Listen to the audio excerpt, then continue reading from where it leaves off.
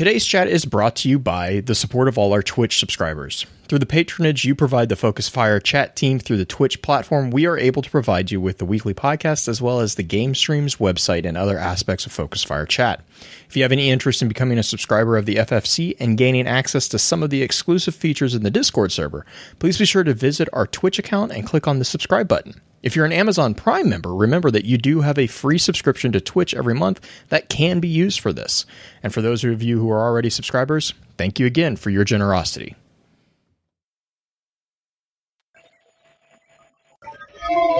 Welcome to Focus Fire Chat.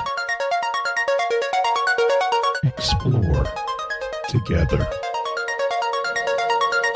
Welcome back for episode 116 of Focus Fire Chat, recorded live on January 12th, 2018 over on twitch.tv/FocusFireChat. Big shout out to our live chat here. Thank you so much for joining us for another evening back in the tower.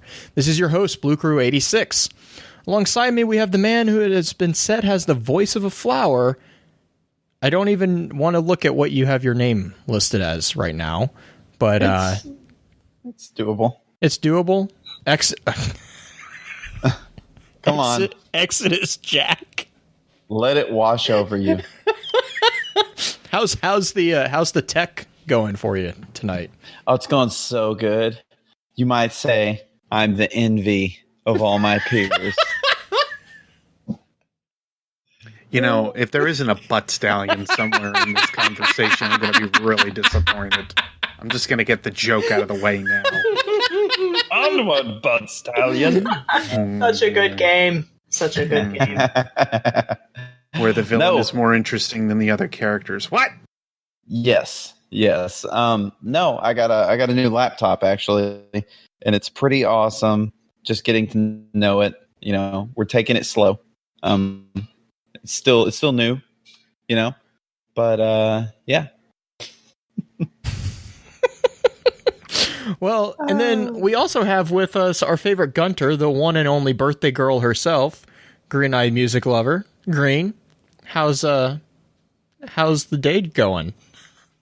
You know, we're going to end strong. We're going to end real strong tonight. I've had kind of a rough day at work, but I'm getting my favorite food here in a few minutes. I've got it. Food's always good. You know, tater tot casserole is just so stinking good. Justin, you want to weigh in on this one? I love tater tots. I think anyone with any sense will tell you that tater tots are aces. So a casserole made of such would indubitably be amazing. You know, it's very Midwestern because it is tater tots, ground beef, and cream of mushroom soup. You can't go wrong, guys. Yeah. Nothing's more Midwestern than making a casserole. Yeah, pretty much. It's like, we don't have time for different things in our meals, so we're just going to put them in one. Do you have a Yes, casseroles for the lazy man. I mean, I didn't say lazy. Well, then we also have with us the grizzly bearded lore master himself, Beard Grizzly. Beard, how are you doing tonight? I'm doing great, but I'm kind of disappointed, Green. I thought it was going to be 10 meatballs. You know, I had that the other night, and you were witness to this. I had that the other night, and I'm okay with having that every once in a while, but my 10 meatball limit with mustard only happens every once in a while. Well, that's fair, but I thought I was going to be able to actually chime in and be like, hey, look, I know exactly what you're going to eat. Disappointment. We had a nice long conversation because I have managed to figure out exactly how many meatballs it takes to make me full. Mm-hmm. And that number is 10. 10. But it can't be meatball and sauce. It's just meatballs and mustard. Yes. And we have started this show, guys. Oh, okay. And on that note, food talk. Oh, man. Well, on that note, let's jump through the intro notes real quick, and then we'll get right to it. Sound good? Yeah. Yes. Our topic for this week's chat is going to be a look at Exodus Black. Before we jump into that, however, I do have a few housekeeping notes to run through. In our last chat, we discussed the Hive siblings. If you ever miss an episode and would like to catch up, please be sure to check out the new FocusFireChat.com for archives, articles, and links to the other aspects of Focus Fire Chat.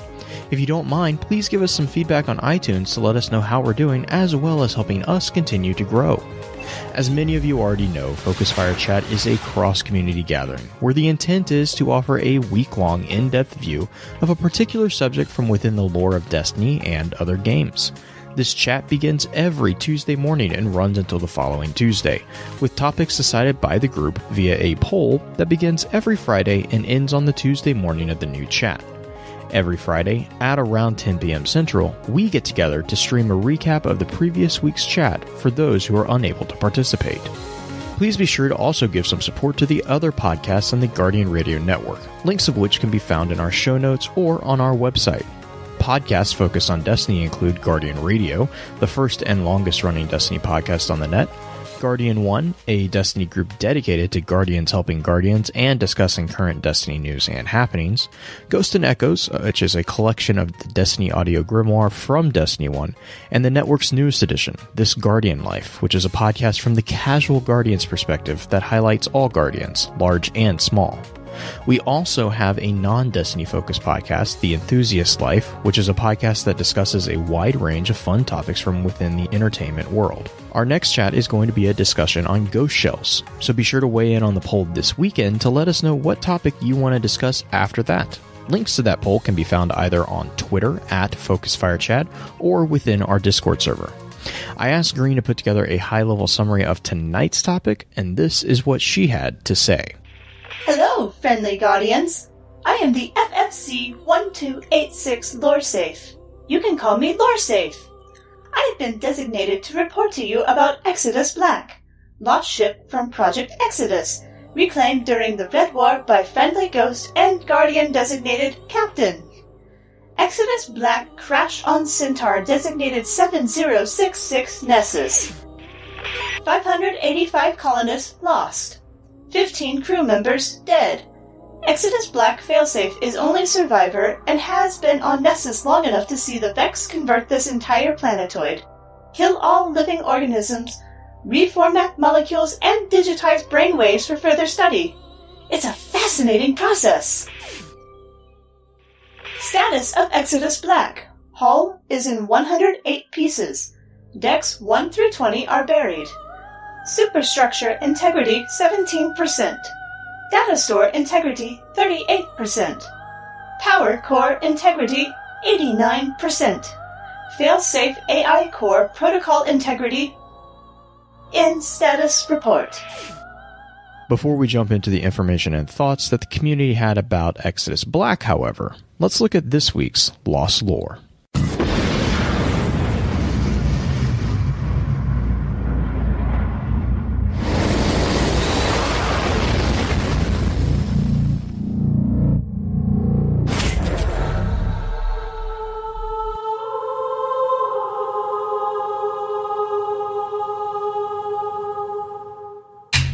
So I completely forgot to say this, but I actually wanted to throw in a new part of the intro, and the food chat completely derailed me from my thought there. Sorry. Yeah, I blame you, Exodus Jack. I didn't even bring it up. But I want to give the community. I have a community question that I want to ask everyone, and I want to use this as a kind of a prompt for one of the topics for next week's chat. I want to know what everyone's favorite ghost shell is. I'm thinking that I want people to send in either through email or Twitter or whatever, or Discord, whatever. Send in your favorite ghost shell, and I'll try to keep a tally of it, and then I'll do my best to keep a tally, and then whichever shell we get the most responses for, we'll talk a little bit about for next week. I think that would be an interesting way to kind of gauge, because there's no way to really dive into the ghost shells, all of them. So I was thinking we could use that as kind of a way to gauge which shell to focus on a little bit. But anyways, I swear to God, if Dead Orbit wins, wait, this is faction. I already got a message on Twitter, and I I didn't even start it this time.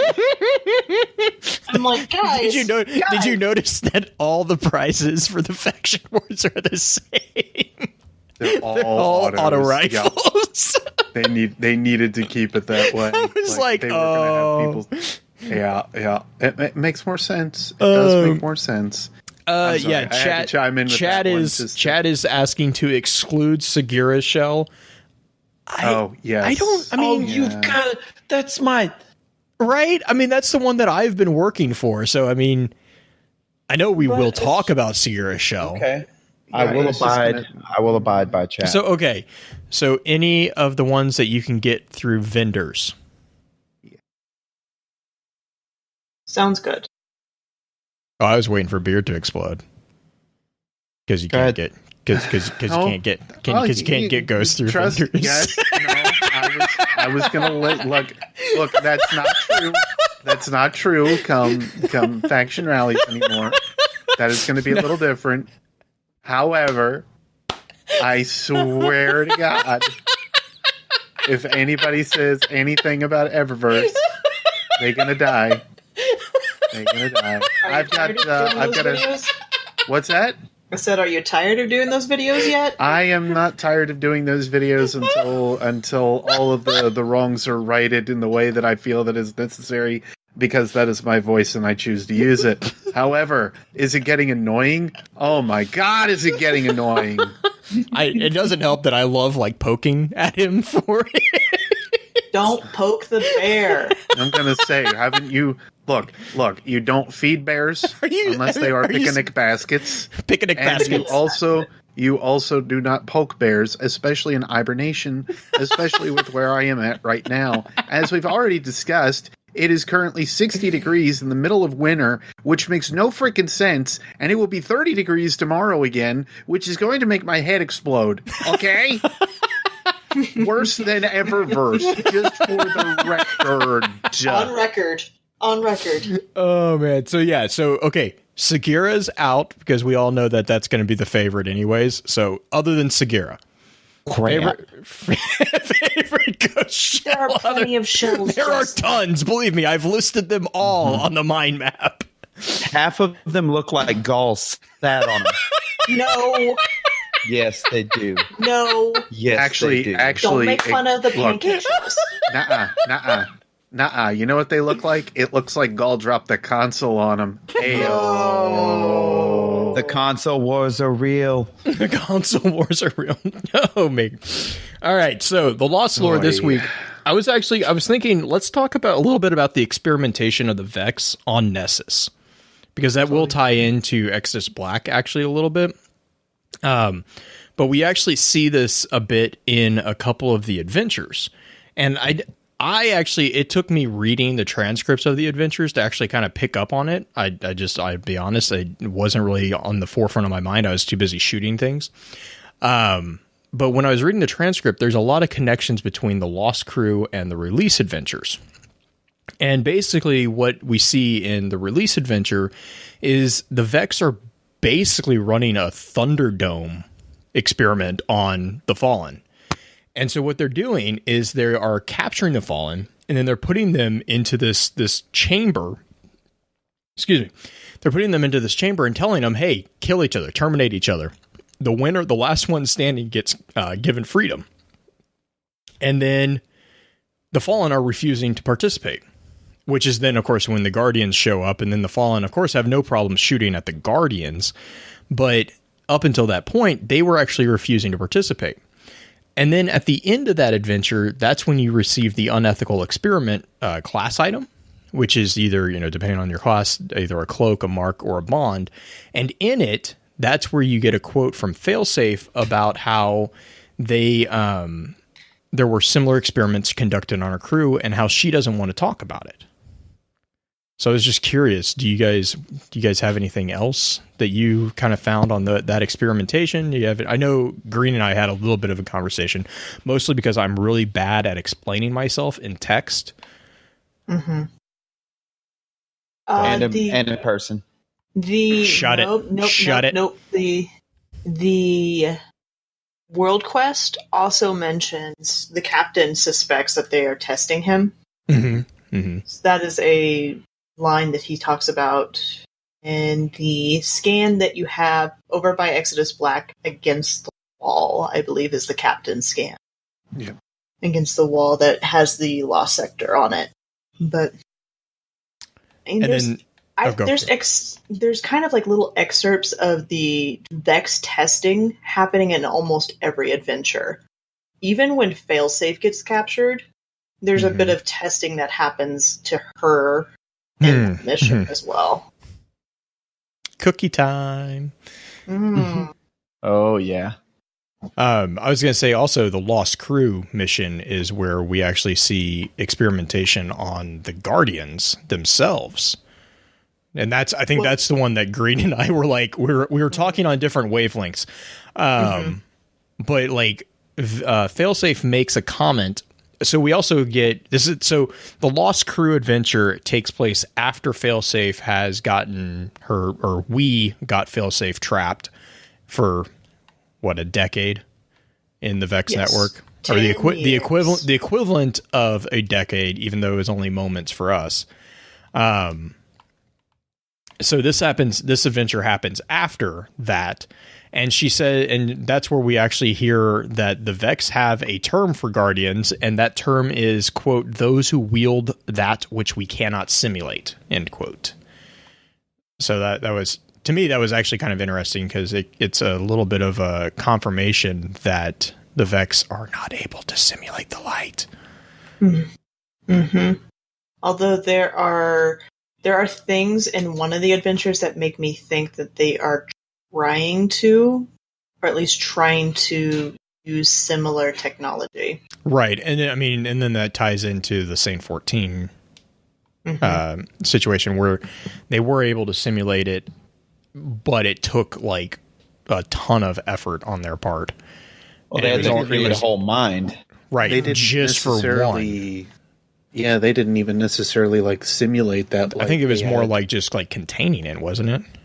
It was contain or siphon, but yeah, they had said it was like directly linked to Saint 14's light, and it took centuries in order for it to be built. Yeah, so realistically, like each of us kind of, if that is the case, and we all kind of act on a different frequency or harmonic underneath the light, that's also interesting, because I guess that goes along with like perhaps brainwaves or something like that. I don't know. But it is an interesting little factor to kind of throw into maybe why the Vex are not able to simulate light or even simulate what Oryx has, because of the paracausal nature being linked up with like how we otherwise act, or what it otherwise is that we simulate, or what it is that humans kind of have, or what it is that other races have, which is a non-logical thought process that they just can't seem to grasp. It's maybe the ancient trope of machine will never be able to grasp or understand man entirely, because we are emotional and they are not. With the caveat that the Vex aren't really machines. No, I'm going to say they're... oh, no, they're not. They're biological, yes, but I mean, they're not. They're machine-like. Yes, but they not function machines. Most like a machine. Right. Yeah. But yeah, so I didn't know. Justin, did you have something?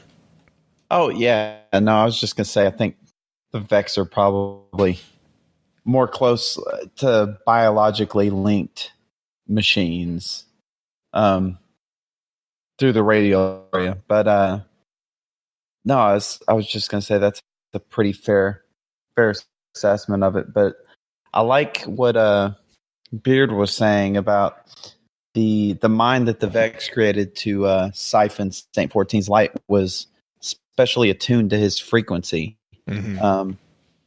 Because I think that makes sense that we all kind of resonated at a different frequency. We vibrate at a different speed. Yeah, we're like tuning forks almost.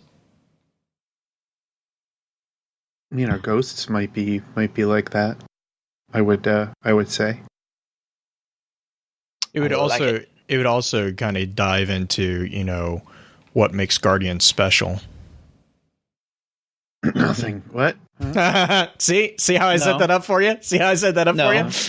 See, we just vibrate. We vibrate better than the rest. That's all it is. Oh yeah. Oh yeah. Is that so? Is that so? Let me introduce you to my friend. He's called Dredgenyor, and he would like to introduce you to the fact that you are not special. Well, but we're all special. We're all special until we're not. Special's only special until it's not. Exactly. Thank you. Because snot is not special, guys. And then I can't remember what happened. Golden gun. Sorry. Actually, I think it was golden gun, let it fizzle, last word. Yes. Let it fizzle. That should be an emote. Also, I want some guys, seriously though. This should be an emote, like golden gun, like the first part of the emote, and then like somebody doing like jazz fingers, jazz hands for the let it fizzle. Sorry, I'm actually wouldn't it just be activate golden gun and then you like, you know, walk around a corner or something and then it's gone? I think that works out a little bit better too. You could just be like running in place for a little bit and all of a sudden, oh, where'd it go? It's not there anymore. See, you're using it wrong. I use it like a shotgun. I don't use it at all. I don't know what you're talking about. I don't know if Beard has a hunter. I honestly, I use it like a shotgun in Destiny 1. I literally run around a corner and Pretty much. There. Panic That's how I use button. it. If it ever runs out, that's just because it's poor planning on my part. I don't know. Cade would It's poor planning on my part. Yeah. What? Panic planning? What? Those words don't rhyme. Poor panicking. Poor panicking. Well done. Oh man. All right, well, you want to jump into a quick summary of what Exodus Black is? Sure. It was a ship. What? What? And we're done. We're done. Podcast is done. All right, you guys have a great night. Wait a minute. Focus your fire. Let your light shine by. You know, you asked for these summaries, and it's just like, okay, I know there's more to it, and I know you have a giant paragraph written up in show notes, but I'd like to steal the thunder a tiny bit. But so it's a ship. Slightly. Anyway. Do you want to read it, or do you want me to? No, I thought you were going to read it. That's why you stole your own thunder. Oh, yeah. This is why I don't play Arcs Writer. See what you did there? The Exodus Black is a crashed Golden Age colony ship located in the Arcadian Valley on 7066 Nessus, originally intended to travel to the Kepler 186 system and colonize a world there with the assistance of a cache of Siva. The ship encountered a catastrophic when the planetoid Nessus altered its course for an unknown reason. After crash landing on the Centaur, the crew and surviving colonists established a rough colony while trying to establish communications with Earth. They never achieved contact. Reasons for this failure are currently unknown. The crew, after a period of time, separated from one another and died, along with the colonists, leaving the ship's damaged failsafe AI alone for centuries. Over the course of this time, failsafe has witnessed the Vex conversion of the planetoid, 92% complete currently, including the reformatting of molecules, killing of all living organisms, and digitizing brainwaves for further study. There were 585 colonists, 15 crew members. The ship's designation is EX-077, and that's the rundown of the summary. And also living proof recorded now of why Green needs to always edit what Blue rambles on in summaries. Because I live edit. That too. Anyway. Yeah, she'll live edit, but yeah, because Blue's not good at grammar. What is writing? Who does that? What is writing? That's not taught in What schools is anymore. writing? Well, let's not talk about schools. Talk about a triggering subject for me. Oh, sorry. The other thing is, for this particular subject, we actually do have a couple lore entries, but I hesitate to like read them because I don't know how much it actually shows about like Exodus Black as much as it's just about the two crew members. I think it's Sigourn and Victor. Yeah. Think on that. Like, and I'm not by any means saying don't read them because they're actually very entertaining. But that's the Drang and Sturm lore entries. I definitely recommend reading them. But it's more about the story of the conflict between those two figures than it is about Exodus Black in particular. Now, having said that, the flavor text of the Exodus Down armor set actually does introduce us to 3 of the crew members. That would be the captain, the flight officer, and the chief engineer, as well as kind of give us a really brief, like, 3-sentence summary of basically the crash that happened. And I'm trying to remember. I think it was the legs. Excuse me. I think it was the legs that actually kind of reference exactly that they were going to crash because one of their engines went out. So not only did this planetoid jump into, or well, not jump, but not only was this planetoid not where it was supposed to be, according to their calculations, but they had engine troubles. And then we find out in the Exodus Down, I think it's the Exodus Down cloak, I think. Which has the lore entry that is where we get the captain's logs that actually talks about them encountering the Vex and everything. Green, I know Green had a bit of a spin foil on that one as to why the Exodus Black got crashed on the planetoid. Yeah, it's definitely spin foil, and you guys have kind of caught ramblings of me just kind of in a corner, rocking back and forth because I've been listening to a lot of physics lectures, particularly about the space-time and Einstein. Oh, be nice, calling me Lord safe. So Einstein talked about space-time and how energy affects the curvature, and anything that has an immense amount of energy also can intensely affect the space-time around it, as well as mass, which, granted, most of the time we think of mass affecting space-time, which most people think is gravity. Because of the amount of energy that is on Nessus, we find that rock down by the crystalline things when you're trying to save Cade the first time. That rock down there in the Vex milk talks about how it has the power of 6 suns, I believe. Yeah. It would kind of lead to a huge amount of distortion in the gravitational pull of Nessus. So it's not necessarily that the Vex pulled them in or anything, but if they were starting a conversion process and exerting a bunch of energy, it could cause an enlarged gravitational well to pull in the ship. Spin foil done. I listened to way too much of the physics podcast. It's not even a podcast. It's on Audible, guys. It's a free Audible I was going to say there's a physics podcast. Actually, there is, but... Oh, I'm there. It's real cool. What do you think, Justin? Well, centaurs already have an erratic orbit. Just the nature of their orbit, they cross large bodies that will yank them out of their orbit. So they have kind of they don't have a elliptical. They don't have a reliable elliptical orbit like most planetoids do. So I think you could probably attribute the fact the idea that the Vex, that the Vex had some vexiness going on that caused a gravitational disturbance that moved Centaur is completely possible. And then it's I mean, a lot more.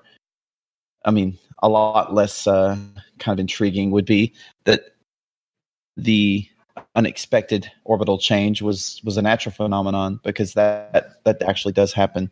Right. But then if you really think about it, though, with an advanced failsafe like AI, I mean, like with an advanced AI like failsafe on board, you would think that would be accounted for. So it's very possible that there was some. Well, before I toss it to Beard, failsafe was actually not released just quite yet. Oh, not as quite. we know her. Mm-mm. Well, you would think they would have some kind of. There is a ship AI, but navigational ship AI was not released in the form that we know her as. Beard, what do you think? Well, and what's really off about what failsafe kind of mentions about Nessus is how there was apparently life on Nessus beforehand. How all life was basically like ruined or destroyed by the Vex once they ended up starting to inhabit it. Meanwhile, we still see like all these trees and everything else that are growing, which would indicate that these may not necessarily be in any way, shape or form, possibly what we consider life as a plant, perhaps. It could still lead back to something, as it's being said in chat here, related to Siva, which at that point would mean that it is in no factor a physical being of life, if you will. Though getting back to the ideas of like the Vex doing something on the inside of the planet, we know for a fact that just the way that the Vex kind of handle, they do have this very weird idea of like what lifelessness is in a way.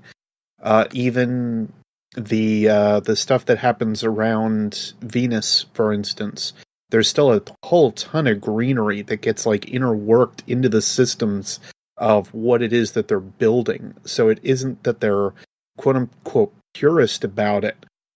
You even see some stuff in the Volta Glass, for God's sake. It's all over the place for them.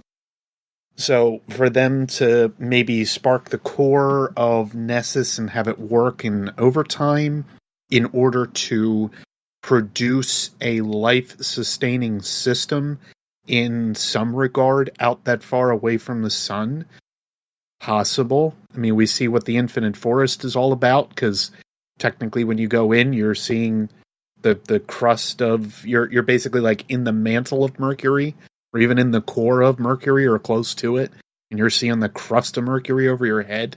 Like, that's silly enough to think about. The Vex are not just about, for whatever reason, if it is just a byproduct of what they do, like getting rid of all life, it does seem like they're okay with plants. Seaweed? Sea monsters? I don't know. That's all I got. So I have a couple of things real quick. Real quick on going back to the idea of the Centaur planetoid. Centaurs are generally, just real quick, they're icy minor planets. They usually don't have a lot to them, which is what one of the interesting things about Nessus itself is, which we're going to get into a little bit later. But just a little quick history note on Nessus. This was actually a Centaur. So yes, 7066 Nessus, for those who might not know this, is an actual Centaur planetoid. It's real. It was actually discovered. Yay! It was discovered by David, I'm going to butcher this last name, Rabinowitz in 1993 at Kitt Peak. And this was actually his second Centaur to find. The first one was 5145 Pholus, and in Nessus was the third Centaur discovery. The first was in 1977 by Charles Kowal, which was 2060 Chiron. So, and then kind of jumping a little bit into what Justin was saying, the unstable orbit for Centaurs, Nessus's unstable orbit is actually caused by Saturn. And the interesting thing here is that the current estimate places the path of Nessus not coming back within what's called one astronomical unit of a planet for at least another 20,000 years. So just kind of keep that in mind. If we're trying to still connect the timeline of Destiny to anything. Also, the naming of Nessus is just for those who always want to hear my mythological connections here. Nessus. Oh, I knew this was coming. Nessus is an actual centaur. Yep. Nessus is the centaur who was, so depending on It was a little bit of a butthole. Well, that's what I was going to say. Depending on the poet or the playwright that you are reading the story on, Nessus ranged from an absolute jerk to a little bit of an egotistical jerk. Basically what happened with Nessus, the big thing with Nessus was that Nessus is related to Hercules or Heracles, his own mythology, and Nessus is actually the cause of Hercules' death. So basically what happens is Nessus, again, depending on the source that you're reading, the most common story is that Nessus steals Hercules' wife, and then in the process of stealing and carrying her off, Hercules actually shoots him with an arrow. And Nessus has, as a centaur, he has this weird ability that his blood is actually kind of poisonous. Or depending on, sometimes they say that the arrow that Hercules shot had a viper's poison on it. Regardless, basically what happens is Nessus's blood then is later used by Hercules' wife, who is paranoid about Hercules basically cheating on her. And she puts it on a robe that she then gifts Hercules with. And then finds out later that blood is actually kind of akin to acid, but too late because Hercules is dying. And so he kills Nessus, but then later Nessus gets basically a delayed revenge on Hercules because his blood is used to kill Hercules. It's a very interesting, very long myth. Nessus was playing the long game, if you could say. But yes, Nessus is an actual centaur.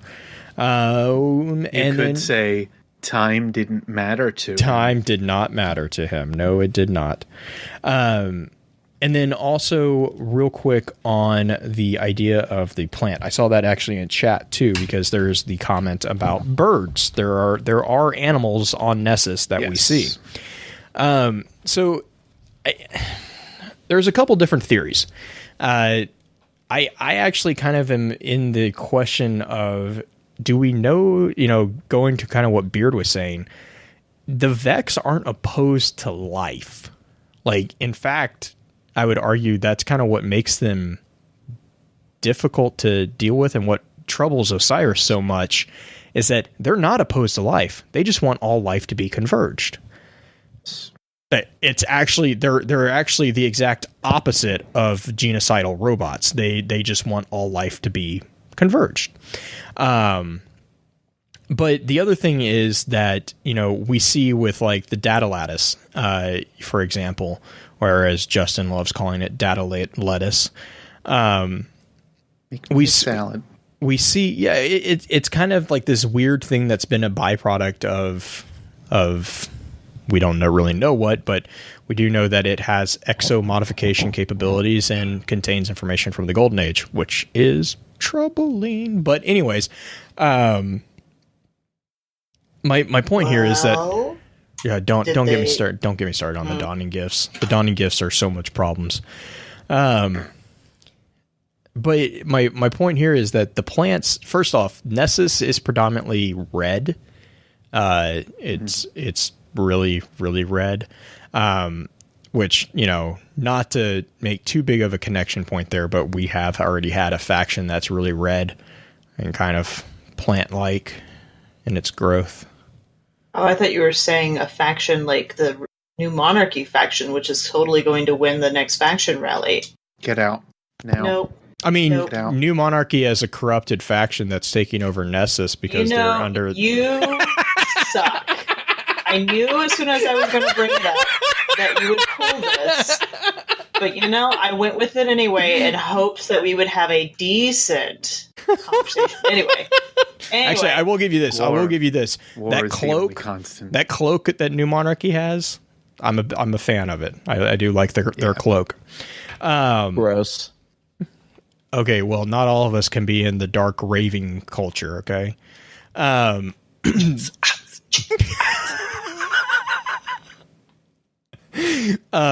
I was going to say, like, the other thing that you see with plants is that they actually they actually can provide a natural network for information.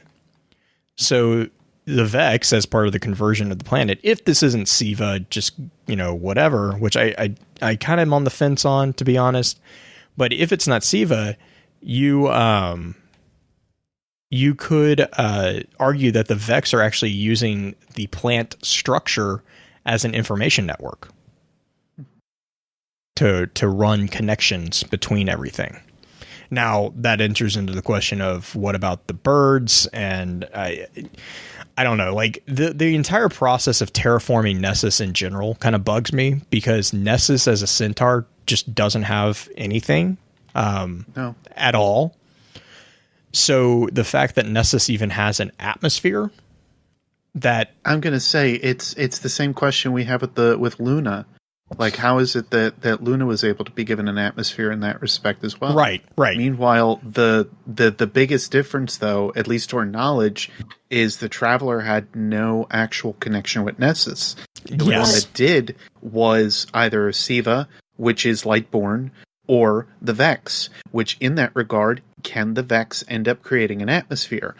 I would once again look at the Infinite Forest and look up at sky, because guess what? That sky has clouds in it. That's an atmosphere. That's pretty well the same kind of idea.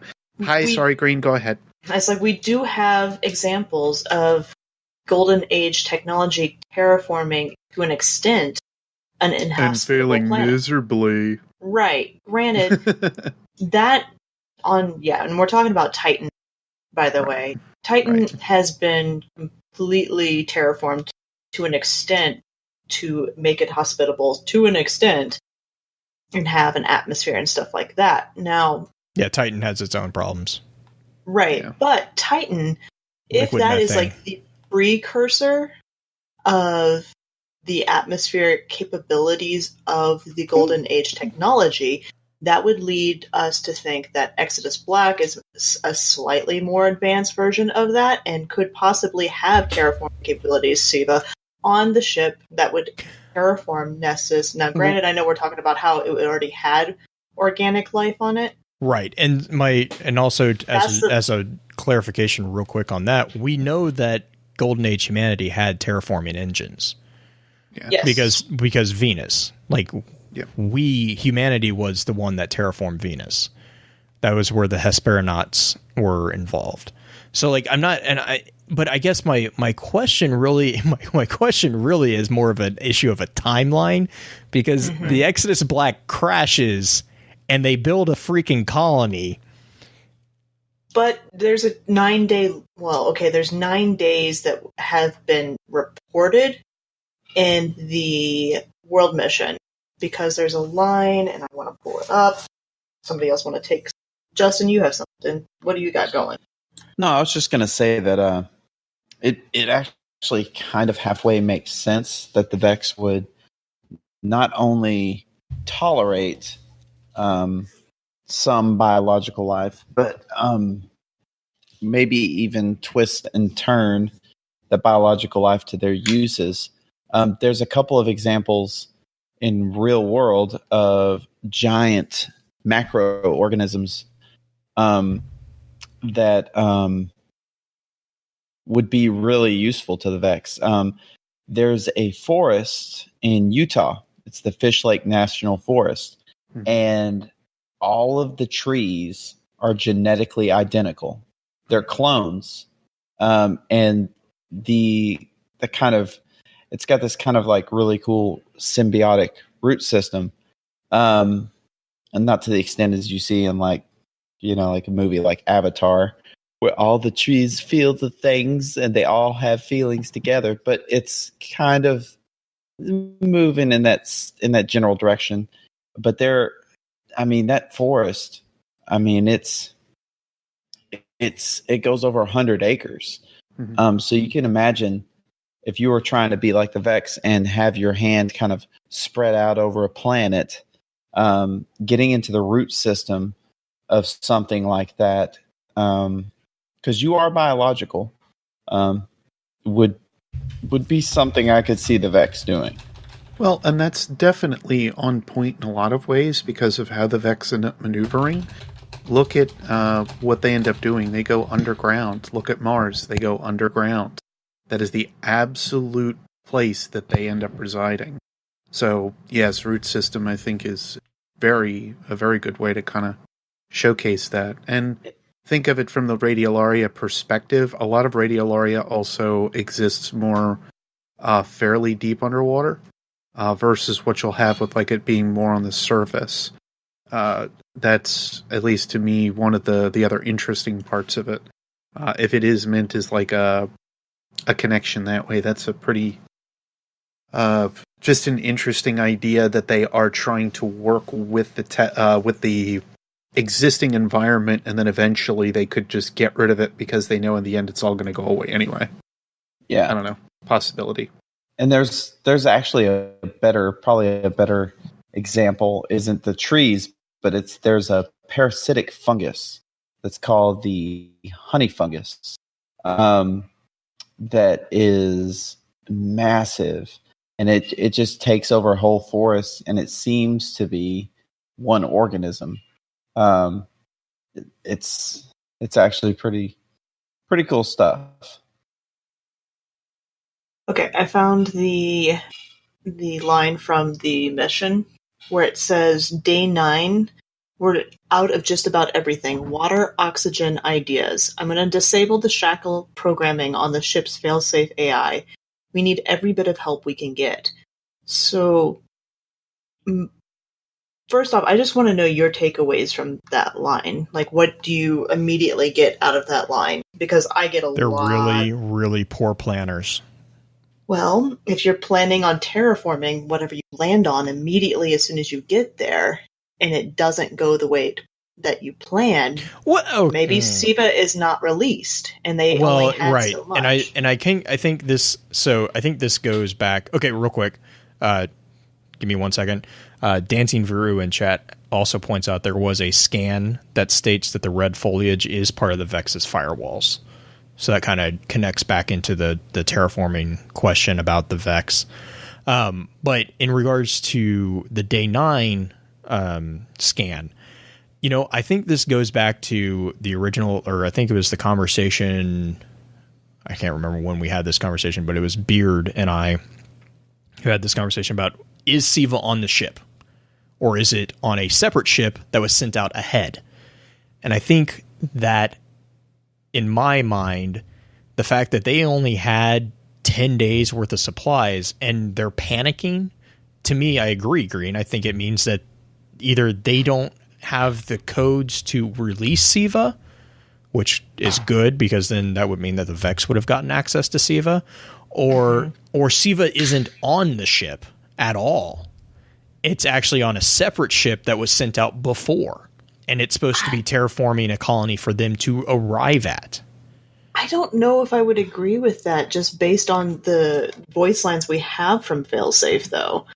She talks about how there's the Siva protocol. There's a Siva protocol, but she doesn't have access to a so having a protocol that's related to Siva does not mean that there is Siva present. Because Siva, they would have to handle Siva if they landed on the, like, I don't know. I think I just see a Vanguard process, and literally like the literal definition of Vanguard, not the Vanguard, but like you have a staggered launch set. So you have the Exodus project is basically got two tiers. You have Siva, which is going out preliminarily, and it's landing. And this is also because this is actually kind of a real plan that we've seen in reality with like the Mars exploration. There are studies on trying to figure out how to send robotic forms to a planet to build construction or to start construction of a site so that when human colonists or human scientists or whatever arrive there, they already have a basic established base of operations in which they can operate out of to continue building or to expand on, and then they don't have to worry about carrying so much supplies with them in transit, which would then translate into they don't have to have so much fuel, they don't have to take up so much space, they can carry more people instead of carrying the necessary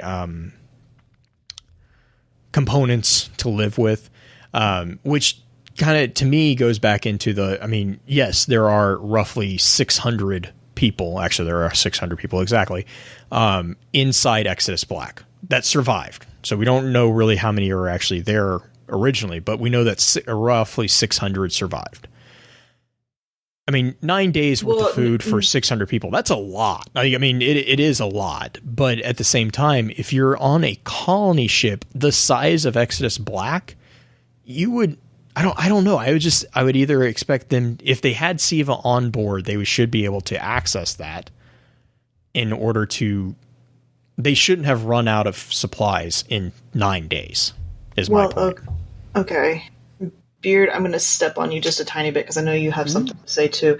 There is a lot of Exodus Black that is destroyed. If Siva is stored somewhere, they may not have access. They may not even know where that portion of the ship is because they were not leaving that cove initially. They got mad at the captain for trying to go to the next area to get the radio tower to try to radio for help. Right.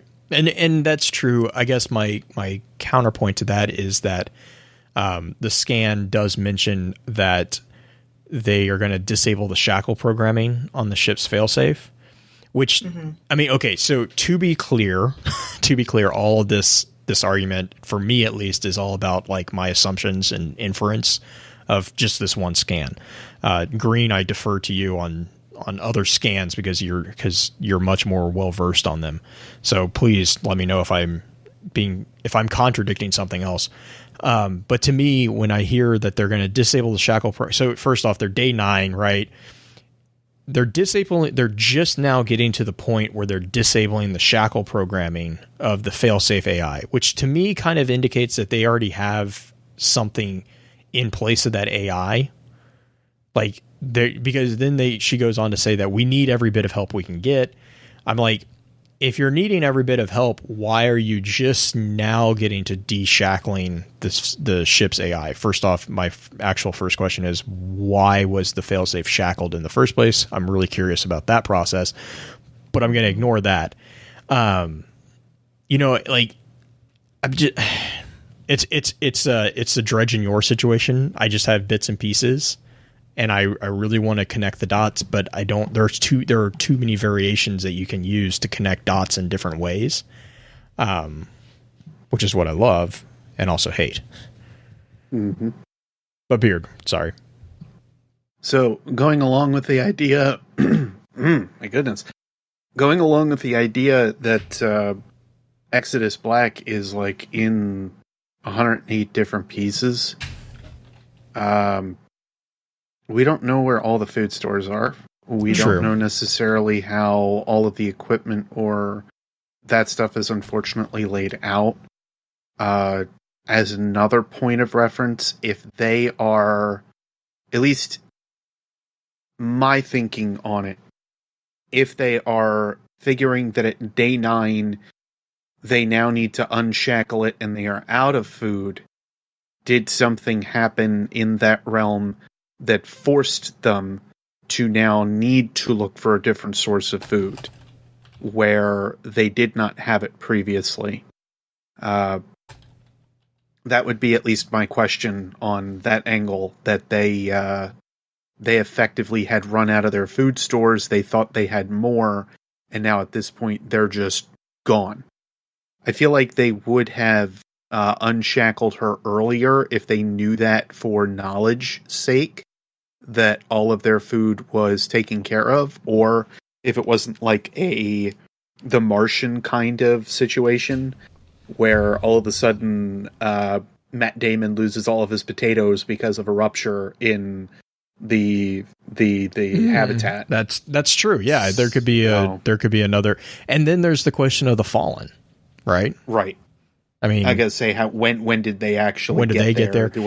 Were they poking at it for that long, or And then there's also I've seen I think it was Trigger in Discord, Triggerblade, who made the comment about, what if this was also back in Destiny 1, we had the Grimoire card of the Vault of Glass mystery where the Exos are fighting Vex against the Golden Age ship. What if that is connected to the Exodus Black? It's possible. It's definitely possible. There's a scan that talks about a connection to the Vault of Glass and other aspects that the Vex have done that are just not on Nessus. Like, they're connected energetically. I was going to say the gardens are a big one too, where they say that there is more than one garden. Oh, okay. Dancing is correcting me in chat. Sorry. Failsafe, according to Failsafe, Cade let Fallen follow him to Nessus. Mm-hmm. Trigger is also correct. Trigger is also correcting me, saying that he does not remember saying this. Trigger, just take credit for these nice little tidbits. The other thing, okay, so I've been digging through all my scans because I was a bad kid and didn't look through them ahead of time. So we were talking about terraforming and capabilities of the ship. I put into our little private chat the scan that I found of the antenna. That is, I believe it is in the Glade of Echoes. Yes. And it's an antenna on the outside of the ship, which was there to help with last-minute ionospheric composition during landings. The ionosphere, Blue, do you want to talk about that one? So the ionospheric composition, wow, that was more difficult than I thought it was going to be, is basically the layer of the Earth's atmosphere that is at near the very top. It's about 50 to 600 miles above the Earth's surface, and basically it includes I think it's called the thermosphere and a couple other different components.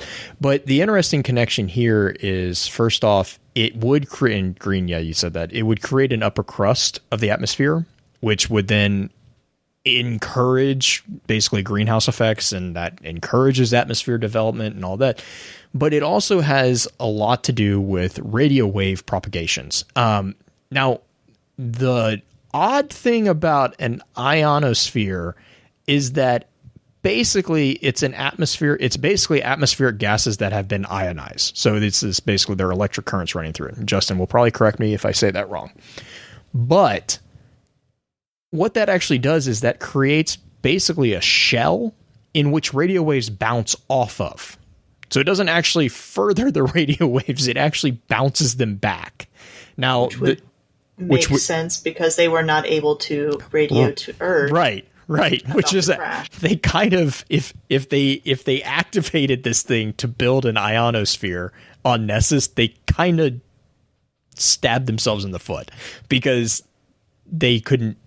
It's not that you can't get radio waves through an ionosphere, but the point of that is that if you basically the concept is that if you angle the direction of a high frequency or shortwave radio waves, you can reflect radio waves basically back towards the planet. So for cases on Earth, what we'll do is we'll shoot a radio wave up in the sky, and it actually rebounds at an angle, and it can jump around the horizon. So it increases the reach of a radio wave, but it increases the reach of a radio wave by redirecting it back.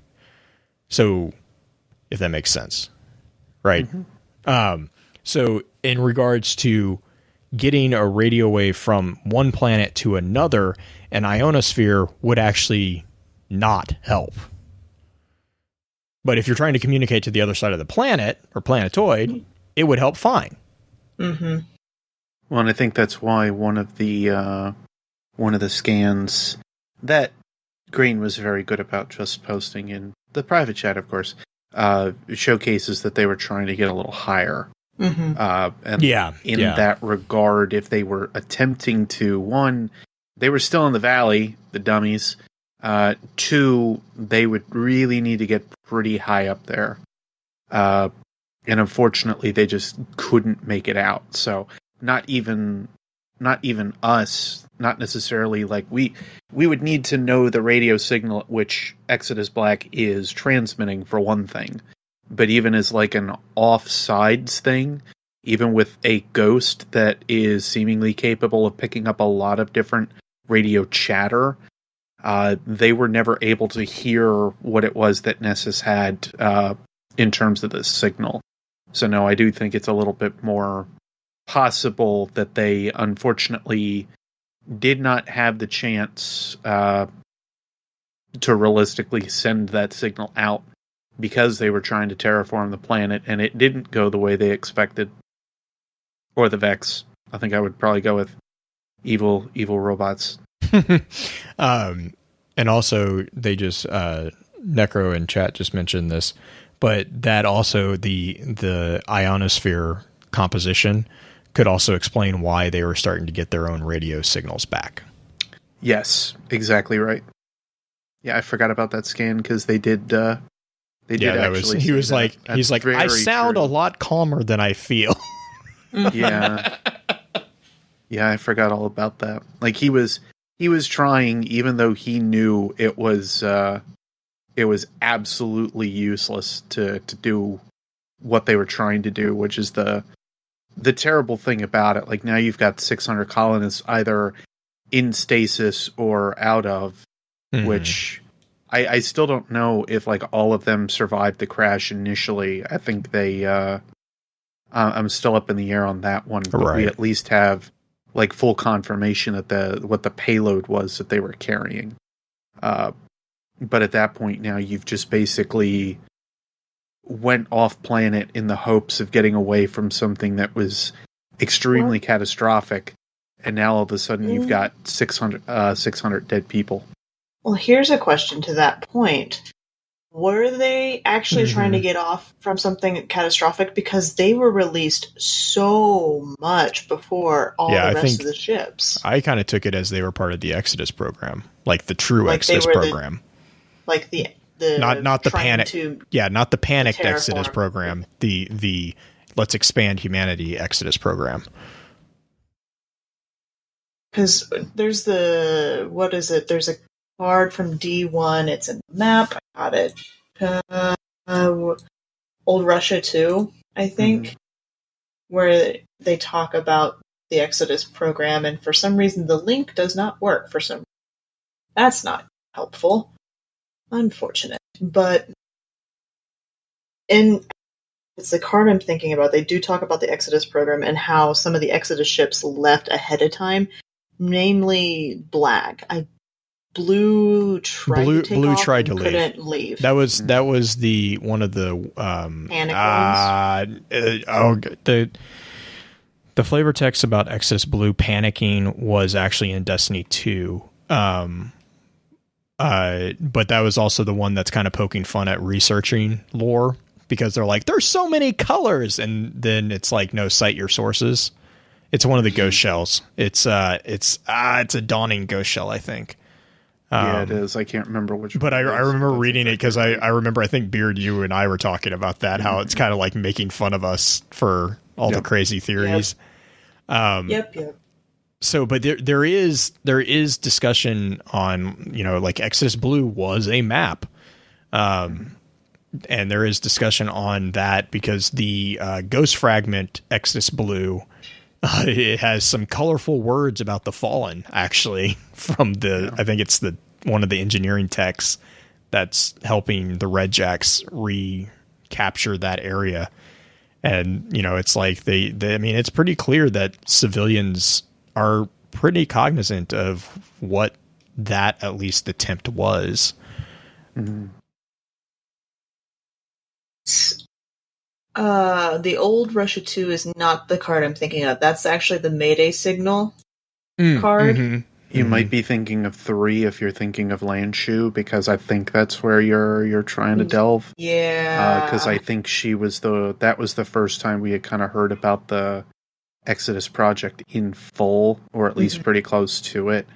And I do remember that there were some that were sent out ahead of time, and like that almost gave hints to me that like they knew about the darkness signal even beforehand, so on. Well, I mean, then you had Rasputin, who was arguably in charge of the Exodus, who also was able to detect taken frequencies. Right. What?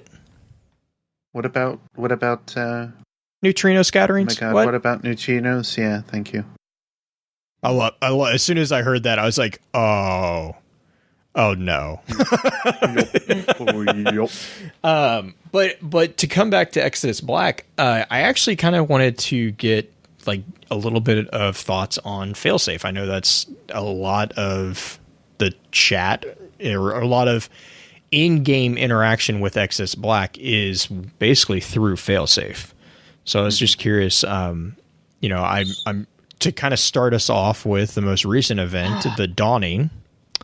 We have a GIF for failsafe, which I find humorous because we have a GIF for failsafe, but we don't have a GIF for Tyra. I guess we forgot about her. She forgot about us. Yeah, it just bugs me so much that. But anyways, so the gift for failsafe from the Dawning was fancy earrings, which I'm still not really understanding. Like I think I'm just missing a joke somewhere. Well, and you know where I was going with it, because the components that they were right telling us to gather was like heavy armor from Vex Minotaurs, and then I was like, oh, we're gonna build it. Are we building a frame or something? Right, and then all of a sudden I was like, oh, we're going to put Failsafe's AI inside of this thing, and she's going to walk around. Wonderful. Great. This is going to be beautiful. Because she's already so well-grounded. I'm going to say she's going to show up in the tower and be like, what is this? Like, what even is this? Like, why do I care? What are you people doing? Like... What is wrong with you? I brought my friends. My friends who are really good at terraforming things. No. Wait. Failsafe. Full stop.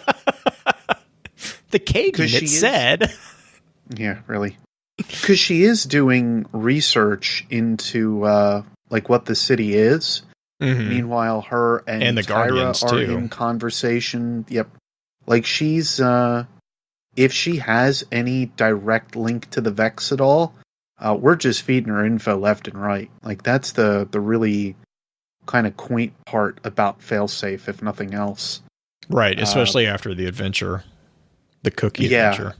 Which I can't remember which adventure is. I can't remember the name of the adventure, but I just refer to it as the cookie adventure. For those who missed that connection, it's Black Mirror. I think Justin will need to jump in on that one. I can't remember which season exactly. I want to say it's season 1, but I might be mistaken. I think Justin might have fallen asleep on his new computer. But anyways, now he's getting drool in the keyboard. It's going to be a mess. You can get stuff to take that out, right? Yeah, pins. I mean, Pins is not going to drive all the way from the East Coast down to Texas to fix his computer. If he can do it remotely, he'll help. But there's a line. There is definitely a line. I understand this line very well. But yeah, so the materials that we used was the heavy metal from Minotaurs, and then the crystals from Dustlight. And yeah, I'll be honest, I was thinking the same thing. And then we got the earrings, and I was like, okay. And I think, wasn't that kind of her response as well? Was like, well, thanks? There's 2 responses you can get from her. The first one is, oh, what a nice gift. How lovely. Or something along that line, of course, in the nice voice. And then she flip-flops to the snarky safe, as I will call her. And what you get out of that is, what am I supposed to do with these? Like, legitimately and flat. And I'm just like, that's wonderful. Like, she has no idea what to realistically do with them. And I'm still sitting here going, so are we still going to stuff, like there's two of them, so are we going to stuff like good failsafe in one of them, bad failsafe in the other, and then like give them to Tyra Karn and have her walk around so that she has a failsafe to never forget us again? She's got a That joke was really roundabout. I'm sorry. You know, I liked it. I was waiting for the mic drop at the end. It was all right. It was a good joke. I followed. All right. Okay. That's good. Now I just have a picture of Halo's BB as failsafe. Oh Lord. Which is a great model actually, because BB was kind of a failsafe is such a scary character in so many ways because of the juxtaposition between nice failsafe, who is also snarky at times, and just flat out snarky snark. Shut your modulator. Oh my god. Yeah, I mean she's not exactly nice. Delete yourself. Kindly delete yourself. I love that line. I love those lines. That, and then failsafe, we did good, didn't we? Huh? Did you see? You live in his backpack. So technically the captain did it. Shut yourself off. Switch off. Yes, there are so many like good metaphorically curse words that come from failsafe. Oh yes, yeah. They skirt that line of that T for teen rating. I tell you what. I'm still waiting for a few Battlestar Galactica words that they can throw in there once in a while. Yes. But anyway, you know what though? Hack the Planet with failsafe. That adventure. She threatens Ghost twice. Once early on, before we actually connect her into the planet Nessus. And then afterwards, she's like, I will never forget. I never forget a slight, essentially. It's like, oh my god, you are a very scary, scary, scary machine that I'm glad is stuck on this ship. Well, and you see, this is one reason that I was like really kind of scared, but really really excited to see what they were going to do if it was like a frame that we were putting together for her over the dawning. But also is a big, and I don't mean to bring it up like this because like I said, I'm a little extra salty tonight because I'm not feeling well. One big miss when we were on Nessus, when Ghost is taken over by Sagira. How would Failsafe and Sagira have interacted? Because I was thinking Failsafe take over Ghost, but yes. Well, I'm going to say that's another possibility because Here's a point for you though too. Go ahead. Wouldn't Failsafe have already met Sagira? Because there's two adventures where we know, one confirmed, one theoretical adventure where Osiris has talked to Failsafe. Yeah, but I got the impression that it was just Osiris. But Osiris like if it was were together. But if it was a reflection, were they at that point? But were they at that point? And also the question also is, what if that was a reflection of him? Yeah. Also, good point. I'm going to say like there's too many. The reflections aspect of Osiris, or I can't remember the actual term. Is it reflection or is it refraction? I always flip that. Reflections. Anyways, that entire concept kind of presents new ways to read certain cards, because there's also the question of like. Anyways, failsafe. Yeah, I mean that's a tangent. That's a tangent in and of itself. Is I got us on the Osiris tangent. I'm sorry. No. It's a good one. Because you're right. Because I would be curious on that note, like how Failsafe would respond to the knowledge that Ghost can be overwritten. Right. I'm going to say the knowledge of Failsafe has that power. I don't think Failsafe has that knowledge. She might have that power now. I think hooked up into the Vex network, but and I think that also begs the question of what, because again, that goes back to she's no longer shackled. So what does that mean though? Like, what was the shackle?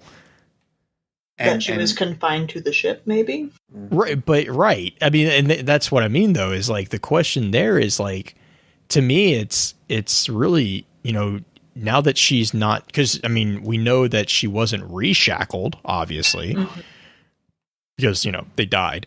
Right. But like, I mean, I don't know that she doesn't have the power to overwrite Ghost. We know that Rasputin does. We know that Rasputin does.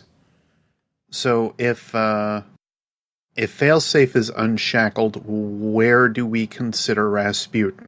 I don't think we necessarily have enough information in order to say if they would be on the same level.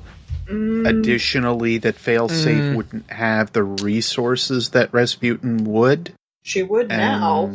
I'm going to say this point, yeah, that right. changes. I was about to say, because Rasputin at this point is shackled and Failsafe isn't. But at the same time, as far as computational power, I think Rasputin still has more. Oh, no. It depends. You're right. Yeah, she's been plugged into the Vex network, and she's got access to be able to speak with them on, it seems like at will, because she creates her own password to get into the network that the Ghost uses during deep conversations. So she has the ability to talk with the Vex, which means she possibly could use some of their functions and computational You know what I also just realized is what happens if she communicates that password to Rasputin. Ding, ding, ding. Oh, that's terrifying. That's like where I'm going along this line. Like, because I mean, the Vex network, and you know, I know people love it when I do this, but the Vex network to me is Destiny's equivalent of the Domain from Halo. Mm-hmm. Mm-hmm. I mean, obviously, Domain is, well, there's nuanced differences between the two of them, obviously, but you know, oh my gosh, yeah, if Rasputin got access to world minds and how to step, well, right. I mean, that would be, because that would arguably be something the Vex would have knowledge of. Well, I'm going to say at that point he wouldn't need the stranger at all. So if the stranger did not give that information to Rasputin within the, I think it's Rasputin 2. I could be wrong. Yeah, it's one of the Rasputin cards. Yeah, it's 2 or 4, and I always get them screwed up.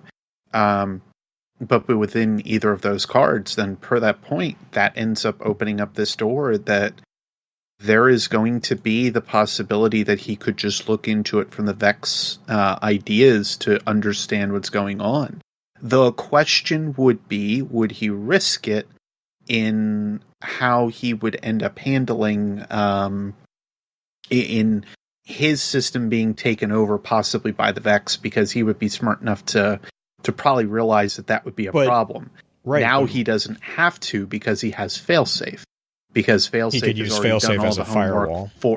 Right? Yeah, he's already got Failsafe as like the one that's already done all the homework. So now they can go ahead and touch base at this point. The other thing too is Rasputin. I mean, again, I kind of go back to this piece of little semantics, but the Vex are not machines. Rasputin is. Mm-hmm. I mean, like, I don't think Rasputin has too much to worry about the Vex taking over his. I mean, they could. I mean, obviously, but like, we just don't understand how the Vex, right? How they interact with. I mean, we do know that they're described as living metal, but actually, we do have one reference as to how they may interact with a machine, aka our Ghost, because and Exos, right? Oh, is that where you're going with it? Well, I'm going with the firing aspect that happens in deep conversation, because there's a line that Failsafe says, like, they are trying to interact with you, Ghost, but your captain is in the way type thing, or the captain's in the way. And so they're literally firing at you at this point, and they're trying to give you the information, the answers to the questions that Ghost asked. Yep. But you can't get to it because they can't interface correctly. You know what that reminds me of? So there's an old book from Star Wars expanded, well, the Legends now expanded universe, but it's Rogue Squadron, and there's you might know where this one's going, but there's a point at which one of the characters actually sneaks onto an Imperial Star Destroyer, and in order to get information back to their compatriots, they get in a dogfight with the X-Wings in a TIE. I think he's in a TIE Interceptor or TIE Fighter, but they've reconfigured the lasers to not do any damage, but to transmit information. Yeah. So every time the X-Wings get hit by this TIE Fighter, they get a piece of the data package that they're sending back. Which would be a super clever way to actually transmit. Right, which is why like everyone was like freaking. It was one of like the funny, and plus Rogue Squadron's, like, if you have not read Rogue Squadron series, just do yourself a favor and read it. It's absolutely Rogue Squadron is fantastic. It's just absolutely hilarious. Wedge Antilles is an amazing character.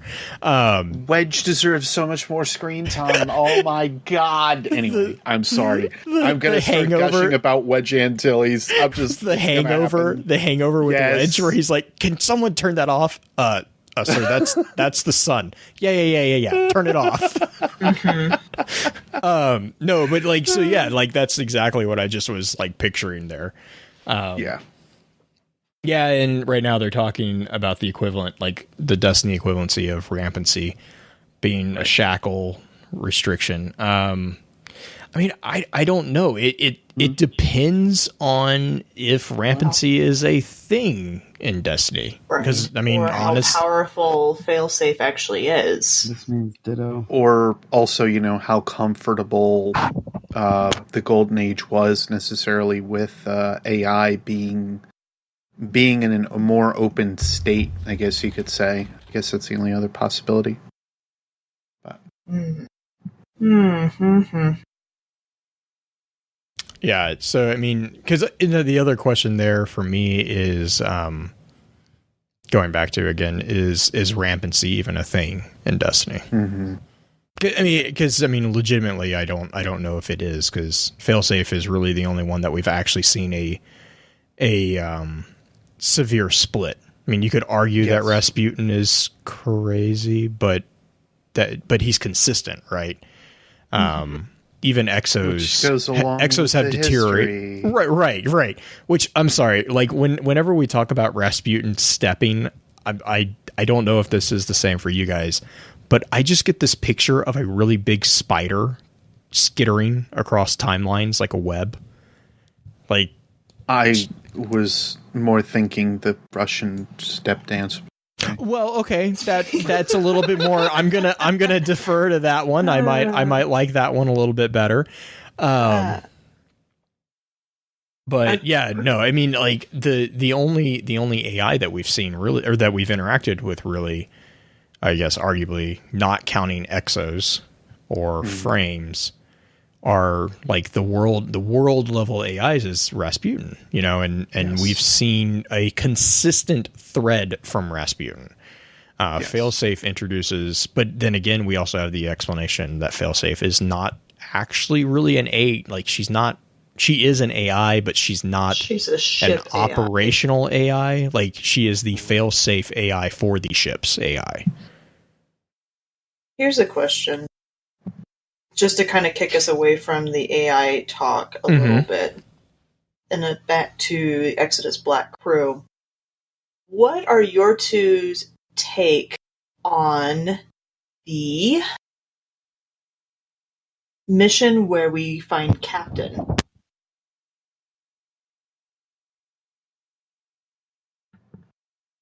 Anyone? The mission where we find the Captain and he's a harpy?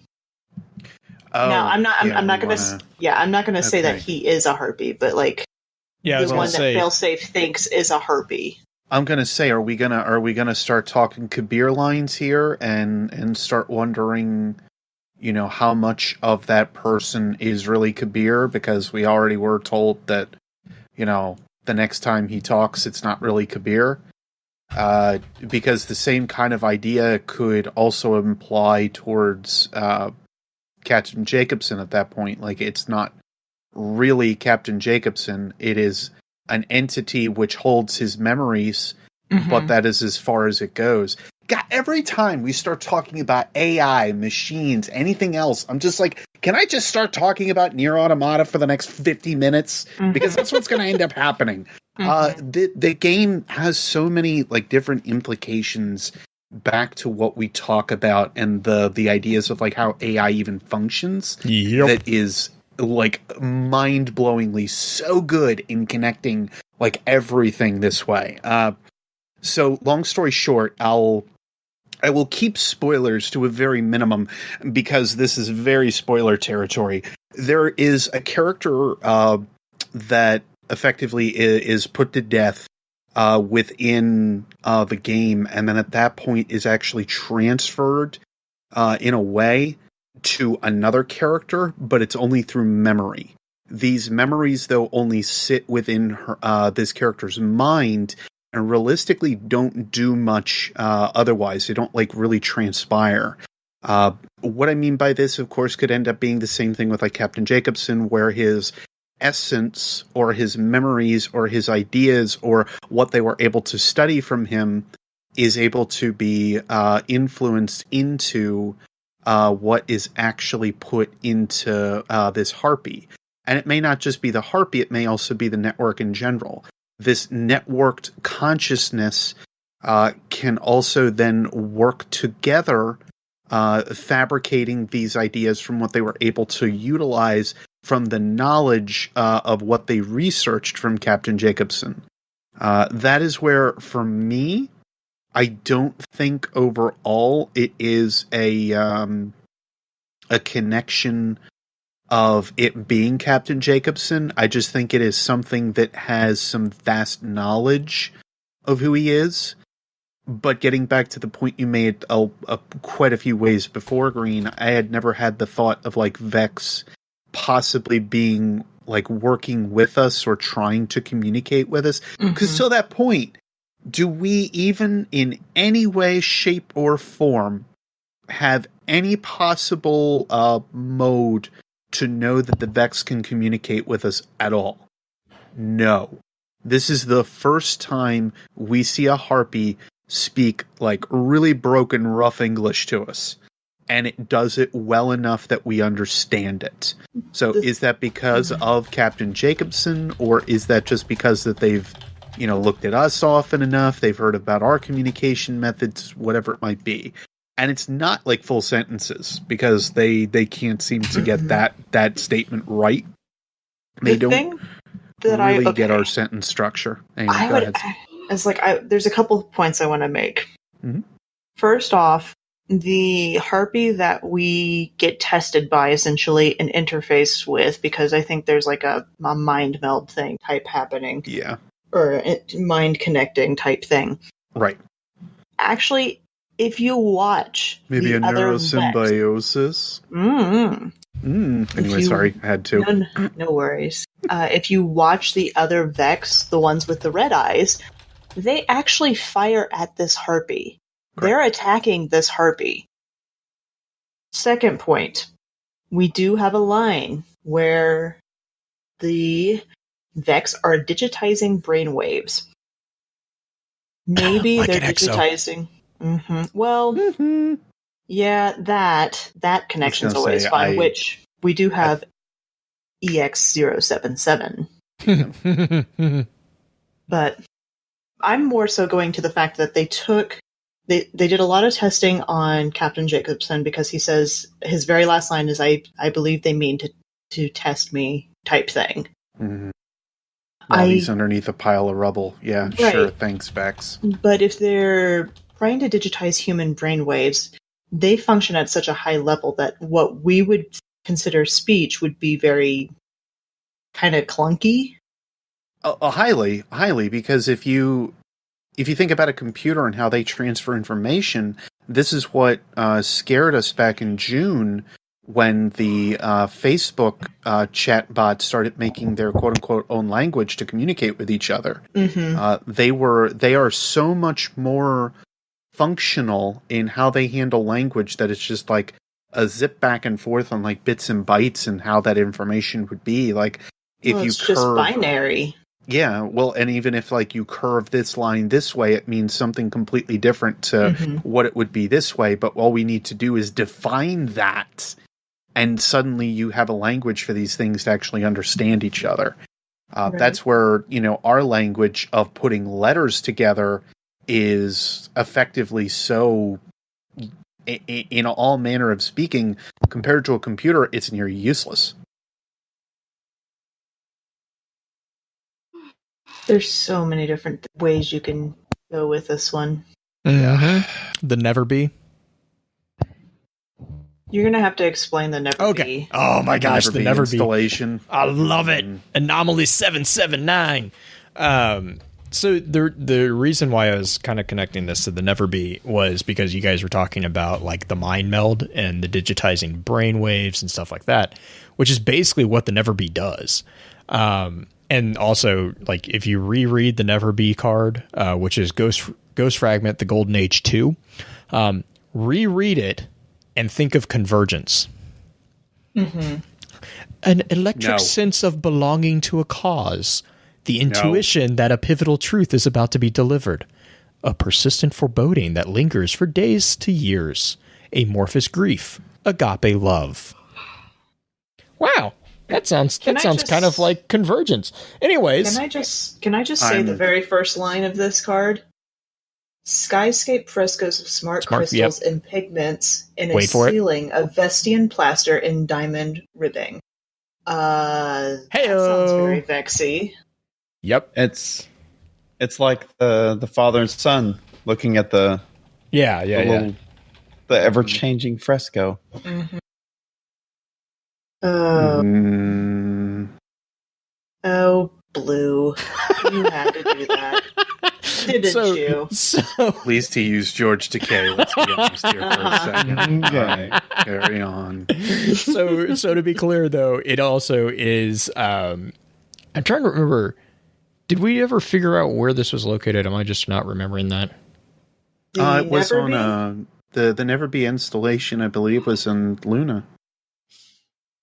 I don't remember. Wasn't that the Vestin is Venus? Mm-hmm. Isn't that what am I thinking? Isn't that meant to be like the anomaly? That's what it is, right? But the anomaly is the Rasputin anomaly. Is that anomaly 779? Because that's a number designation. I was going to say, because there is the anomaly, and I know that Lanshu calls so like they don't different things up. They don't confirm it, but they do confirm. Yeah, thanks, Dancing in chat. Just he typed this just as I was reading this. It's not confirmed where it was, but it was moved because there was a corner that was damaged. Because then we get to see, so this gets even more vexy. You get to see that the key materials have not been identified, but there is evidence that the fresco ties into quantum computers set in a parallel dimension or on a distant world. Oh, Vexscape. So like, I mean, the Sorry, I just had to say that. I like it. I like the idea that it's connected. And then we go back again to the data lattice, right? Or data lattice, however you want to call it. You go back to that having connections to exo modifications capabilities. I see a lot of connection. And then we have scans on Nessus that talk about exos that have configured Vex portals or Vex communication points, nodes, to be to be interfaced with. And there's a lot of things that are kind of hinting at the Vex and Exo have very similar capabilities. You start talking about digitizing brainwaves and digitizing minds. You're talking about transferring the persona of a human being into a quote machine. Well, guess what? That's a positronic brain, basically. That's what? Yeah. Sorry. Yeah. No, I mean, right. I mean, it is. And that's where you get the idea of an exo. I mean, that's arguably what the exos are. You see that with Cade. Cade even says that in some of his maps, like the interaction with Eris, where she's like, she kind of makes fun of him or something about his bones. And he's like, oh, exos don't have bones. We left those a long time ago. You know, I mean, he's basically saying that. So the fact that you have a harpy that is... I guess the question comes down to, is it a chicken or the egg situation? Mm-hmm. Right. Did the Vex see an exo and was like, oh, that's a good idea? Or did we, during the Golden Age, see the Vex and was like, oh, that's a good idea? Like...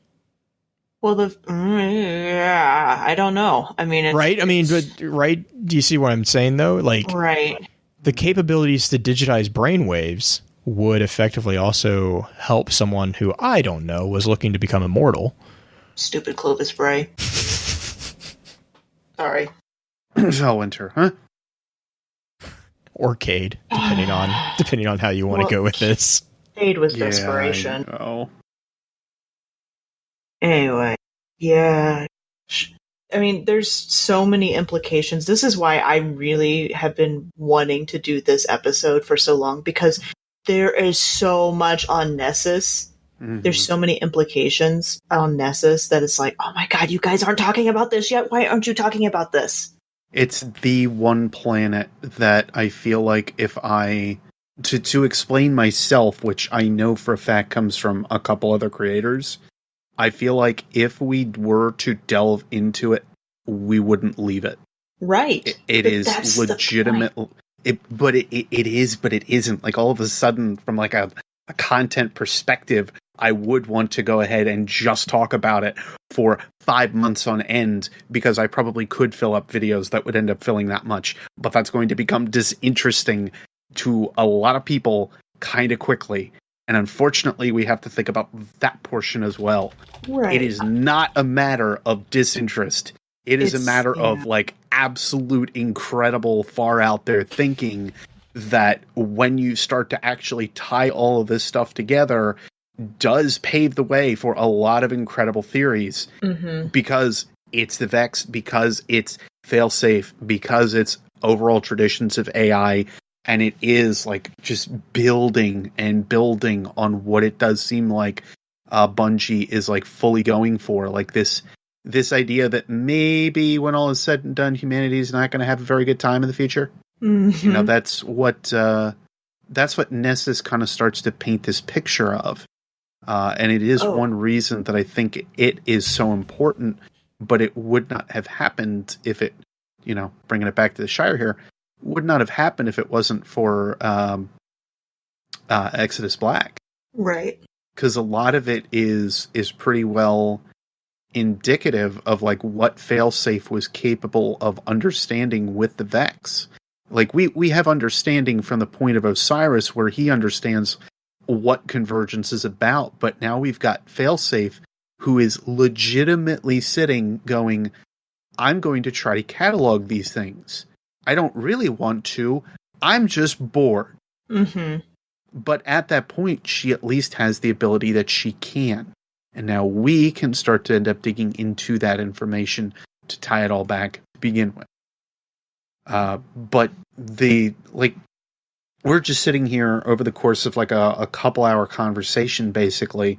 We're losing our minds over the implications that are actually like presented by how failsafe and what Nessus means, what Exodus Black's crew's sacrifice effectively has done for us. Now, several hundred years in the future from that crash, possibly timey-wimey Vex stuff. How much of it can we start to tie back to traditional thoughts of like what we have today? How much of it is light or Siva or otherwise infused or enhanced? And these are just things and questions that continue to bug me whenever I go to Nessus. Mm-hmm. As a planet, it is the absolute 100% most interesting planet that I think we have in Destiny 2 right now. Just going to put it out there.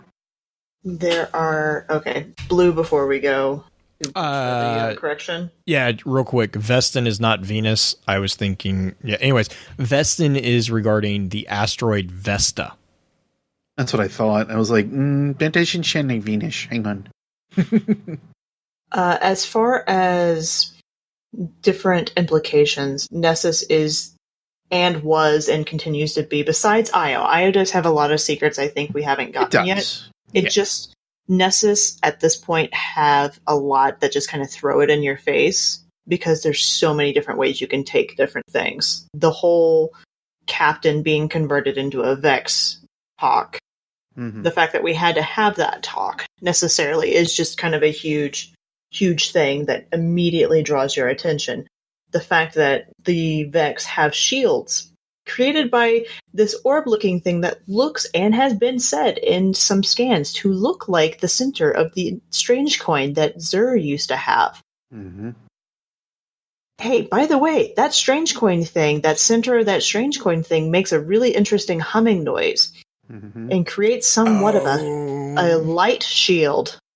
So, kind of, a harmonic resonance. Mm-hmm. So just for the record too, there was actually an item in Destiny 1 that was never put into game but was in the database that was very similar to a strange coin, but the purpose of it was that it was a piece of Vex tech. Correct. So just you mean to be clear there, hang on, I'm trying to remember what it was called. I can't recall it. But to be clear, Green, you're not far off. Mm-hmm. That is something that was actually it was never in game. So I argue that it's not technically canon. It's not canon, but there was something, and I'll try to dig into it really quick.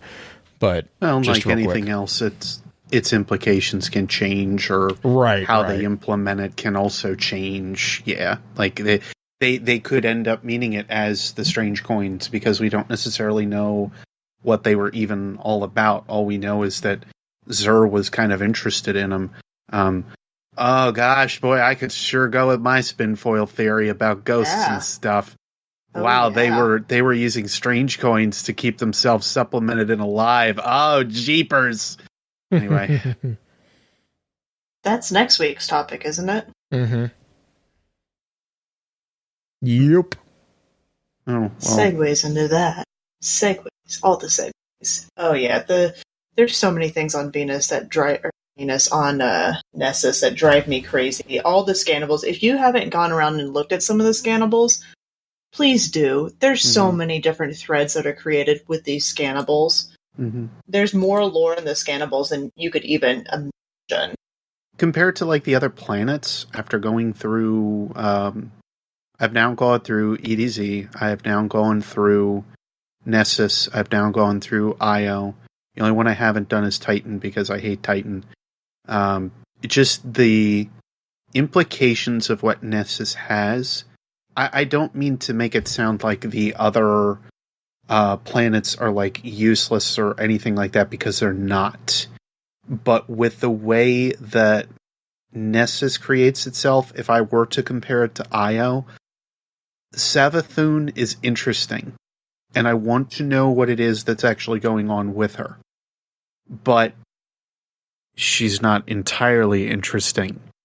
Because we now have the Vex that are otherwise manipulative of time, and realistically, the whole idea and implication that we never really got an answer for was how far does the Black Garden go? And now we've come to find out that, oh no, there's more than one garden. And now we've got this other possible link to being able to decipher what it is that's going on with the Vex. The Vex are space and time.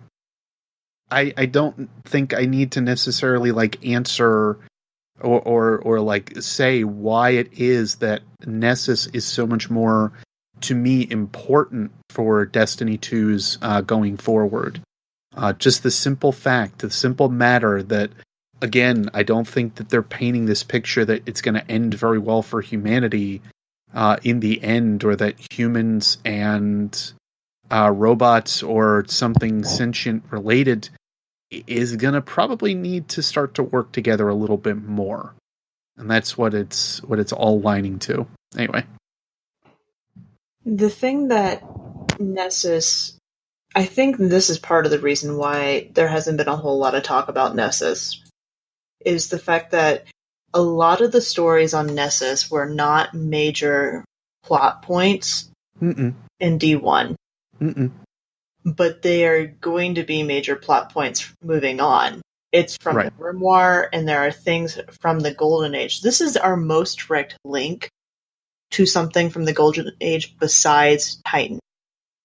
Well, and I think that's where you're going to see a lot more people very interested in it when DLC 2 drops. Because at that point, I think that's going to be the real big tieback.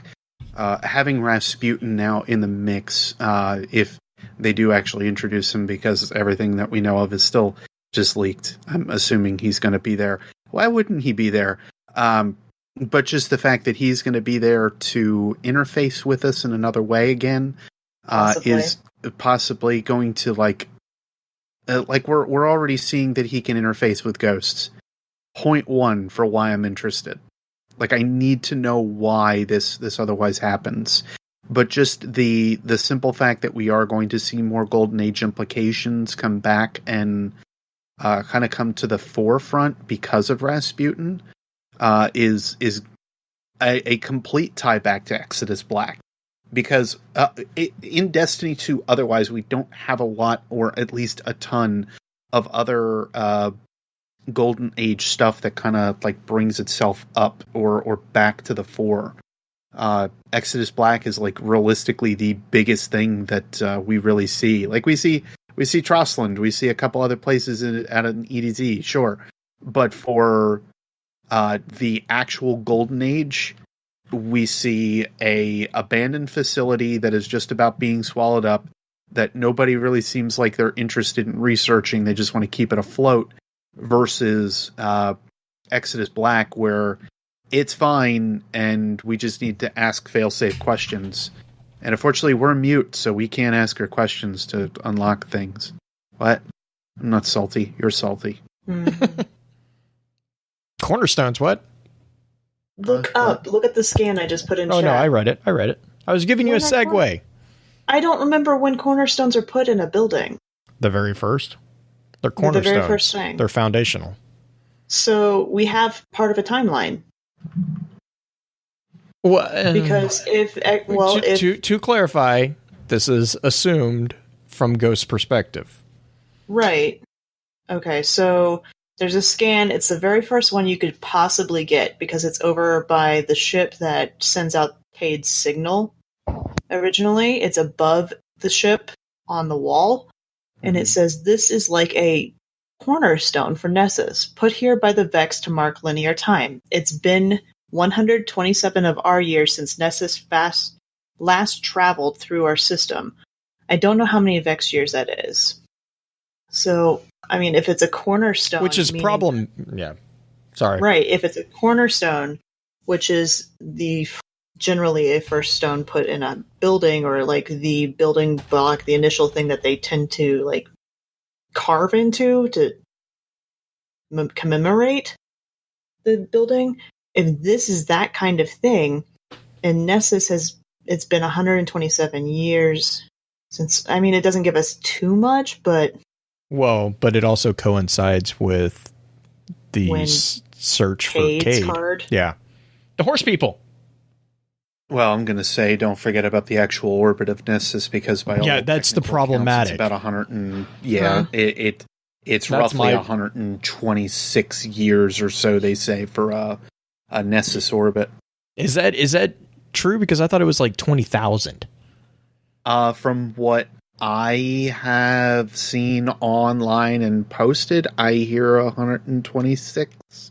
It just said 126 years. It reappeared after a delay, an unexpected delay that Nessus did, as far as in the Cade card. Well, what was there? Because I know there was something weird by that. Yeah, and it's 127 since it was last seen in our system. Mm-hmm. Which we've already talked about it already. Like, centaurs are shaky on their orbits anyway. Right. I know the biggest one that a lot of people think of immediately when you start thinking like big quote unquote centaurs that are out there would be Sedona, or the theory Knights behind of Sedona. Yeah. Which would Sorry. Look, you. It's a good show.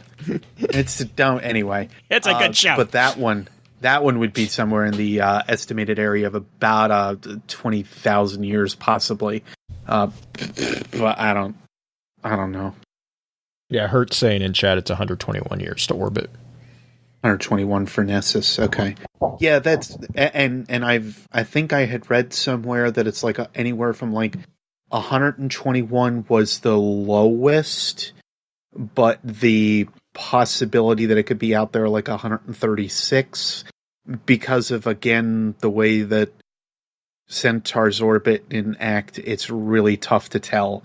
Right. And obviously with the way that our with us just discovering the centaur not that long ago, we don't necessarily know how wibbly wobbly that orbit is. But anyway.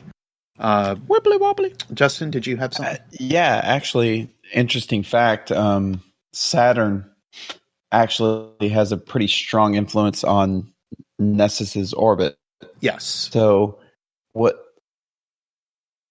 actually, it kind of makes sense with sort of the timeline of things. Saturn could have messed with kind of the orbital pattern of Nessus. It definitely would. Blue, the memes need to stop. You need an intervention. No. I just found a repository of Destiny memes that I haven't seen. There's our Disney reference. See? Yeah. We haven't just had trying to one help in a him. while. We haven't had one. Look at the next one, even better. What you eating there, buddy? It's a thrall. The thrall that are down on the moon, on Luna, that are just sitting there eating like they're just eating bones and stuff. And what does he pour on there? It's He's not pouring anything. He picks up a bone. the femur. Oh. And he's got to run. Because all the dogs are chasing him. The thrall are chasing him. Funny enough, I would like to point this out. That is exactly how my D1 Warlock looked in year 1. God. That's hysterical. Oh Plus Ahamkara and the whole 9. Oh, man. Yeah, I was one of those Warlocks. Just deal with it. It's fine. Sunsinger shotgun for life. I just like how the Warlock's trying to steal a bone to possibly graft onto his armor. Anyway. What's that? It was only until later that the whispering was made known. You guys and your thorn problems, you're just a thorn on my side. I can't help it that I need to show my true jagged purpose, all right? Well done, sir. Well done. You're welcome. One of these days I'll have an inferno for you to discuss about. I don't know. I'll find that on the moon one of these days. Speaking of the moon, It is nighttime. It is nighttime. That's a very good idea. And you know who else was really worried about the moon? Reza Lazir, looking up at it with hope. I don't know how I went from Exodus Black to frickin' Dredgen Yor. Oh, wait. You might be a little bit obsessed with them. I might be. No worse than you and Osiris, Blue. Then again, don't worry, because it's yours, not mine. Yes.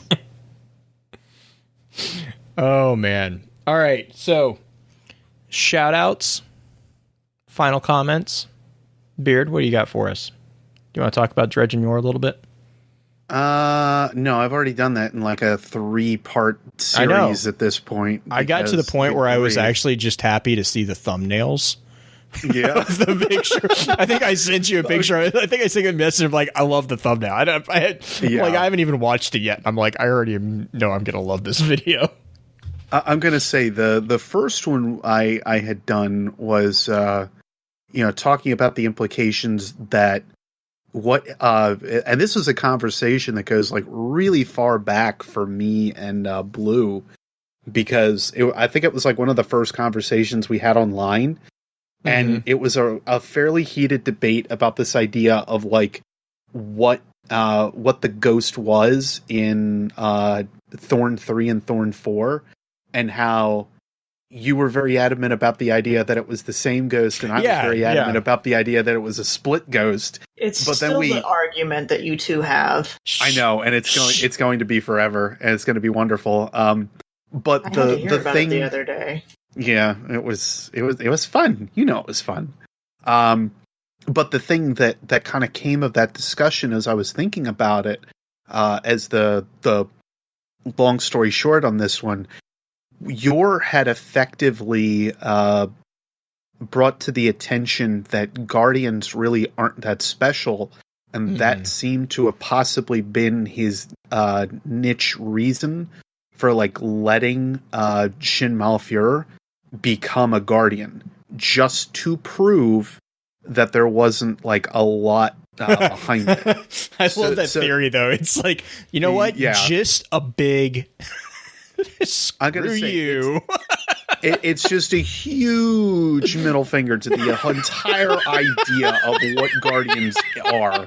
Like, as soon as we thought of that implication, I was like, one of these days I'm going to talk about this. It's going to happen.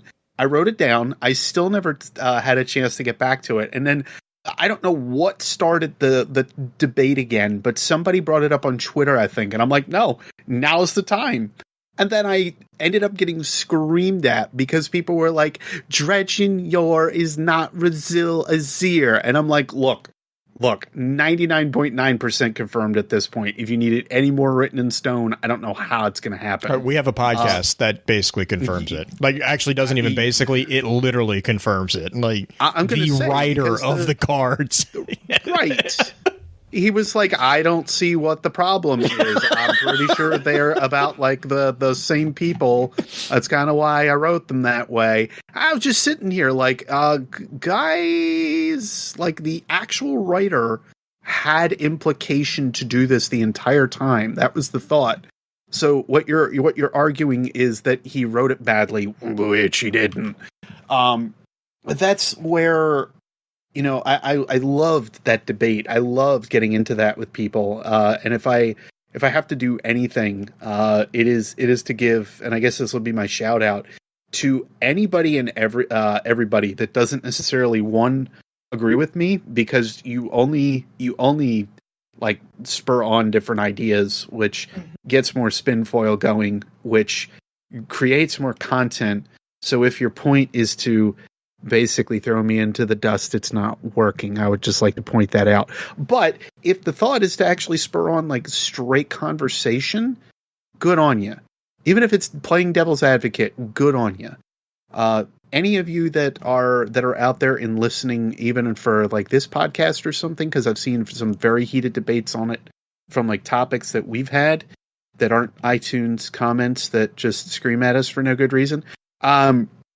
That's the stuff that I absolutely enjoy reading and hearing, and I definitely thank you for doing so, because all you do is make us like research further. It pushes us to that extra bound, to like go that extra mile to say, is this really what happens? Like I gotta like start to piece this all together. So thank you. Green, what about you? Happy birthday. Thanks. Happy birthday. Happy birthday. We can't sing happy birthday on the podcast because we will get sued, but that is okay. It is a really no, song. Beard, I won't load that part up to YouTube. Oh, that's a good idea. That's a good idea. Who brought the cake? It's a lie. I didn't have cake. Julie made me baklava. Anyway. Fair enough.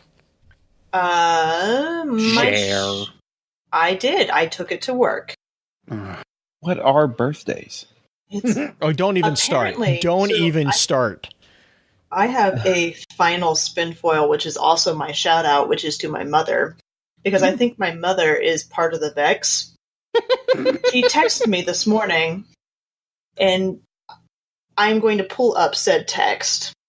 Because this is something that I just let go all day long because my mom is sometimes a little special. And I love her to death.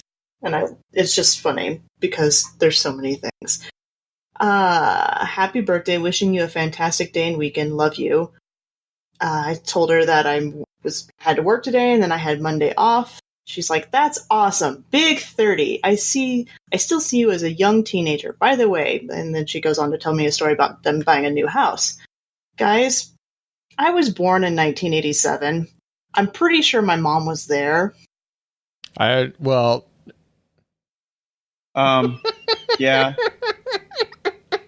Gonna say maybe. So Strong, maybe. I got that text, and I was just like, I'm just gonna let it go. I'm just gonna let it go. My brother texts me, and is like, Mom has lost it. She has no clue how old you are. I'm like, yeah, it's kind of weird because if I was 30, my brother and I would be within a year of each other. Right. Then I get a card from my mom in the mail. She sent me $30 because she thinks she's funny. And I'm like, okay, this is like a serious problem, guys. My mom thinks I'm 30. I'm not. I'm 31. It's like, my mom's part of the Vex. They've taken her. Mm-hmm. Converted her brain waves. Or she's fail-safe. Or she's fail-safe. Actually, it's probably more she's fail-safe because the Vex could at least do math. Yeah, well, or more like Banshee. Yeah, there we go. She's just an old XO. It's all right. It's fine. She's still trying. She's going to be 52 this year. It's fine. That sounds terrible of me, and I apologize. I mean nothing by the old jokes. I make fun of my own age, which is now making fun of Green's age, so I better stop that. Did she give you mod components? She's given me mod components before, so... She mighta. Yeah. See what you did there. Anyway, Justin, do you have any shout-outs? Yeah, I actually do have a few shout-out. Big shout-out to Green-Eyed Music Lover for turning whatever age suits her best. And also, great big shout out to everyone who responded to my request for raid help. Yeah, we're gonna do the raid layer tomorrow and try to actually get through it, which I haven't been able to do yet. We keep getting to the Vex Rubik's Cube, and then we just can't. We just kind of so yeah, really excited for that. So everyone who responded to that, and if you aren't able to get in on this one, never fret. I haven't cleared the Leviathan either, and we'll be setting up something for that. So just follow me on Twitter, and there'll be plenty of chances to play with a completely average human being. May or that may statement not. Is extremely arguable, by the way. I call it. Do you remember Xbox did a thing called Game with Fame? I call it Game with Lame. But whatever you want to call it, your most modest and attainable dreams come true. It's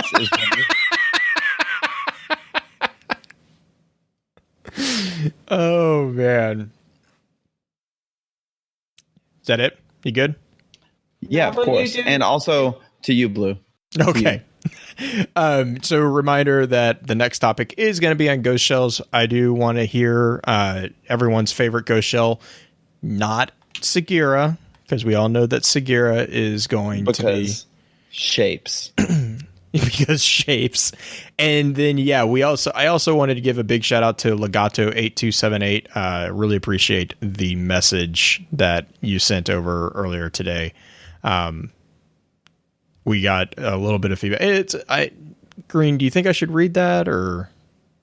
I don't think there's anything wrong with reading it unless he doesn't want you to.